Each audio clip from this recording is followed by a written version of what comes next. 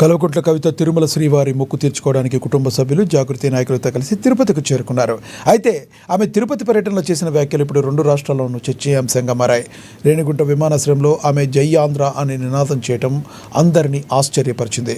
త్వరలో తాము ప్రారంభించబోతున్న రాజకీయ పార్టీకి శ్రీ వెంకటేశ్వర స్వామి ఆశీస్సులు ఉంటాయని నమ్ముతున్నానని అన్నారు.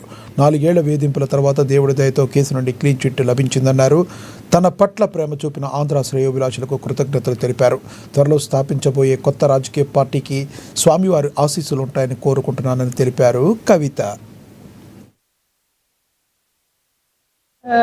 ఏదైతే ఒక ఫేక్ కేసు పెట్టి గత 4 సంవత్సరాలుగా నన్ను వేధింపులకు గురి చేసినారో, మరి ఆ దేవుడి దయ వల్ల సత్యం నా పక్కన ఉండడంతో ఇవాళ కేసు అంతా కూడా డిశ్చార్జ్ అయిపోవడంతో మరి స్వామివారి అంటే మా అందరికీ కూడా చాలా చాలా నమ్మకం. వెంకటేశ్వర స్వామివారి దగ్గరికి కాలినడకన వస్తామని మొక్కు ఉండింది. ఇవాళ క్లీన్ చీట్ వచ్చిన సందర్భంలో కాలినడకన వచ్చి మొత్తం మేమందరం కూడా మొక్కు తీర్చుకోవడానికి రావడం జరిగింది. మా కుటుంబ సభ్యులు, జాగృతి కుటుంబ సభ్యులు, తెలంగాణ వాళ్ళు, ఇక్కడి నుంచి ఆంధ్రాలో ఉన్న అనేక మంది అన్నదమ్ములు, మేల్కోరే వాళ్ళు, శ్రేయోభిలాషులు అందరూ కూడా వచ్చారు. వారందరికీ కూడా మనస్ఫూర్తిగా నమస్కారం. ఆ స్వామివారి దయ వల్ల మరి క్లీన్ చీట్ తర్వాత మేము ఏదైతే పొలిటికల్ పార్టీ పెట్టాలనుకుంటున్నామో దానికి కూడా స్వామివారి ఆశీస్సులు మనస్ఫూర్తిగా ఉంటాయని చెప్పి కోరుకు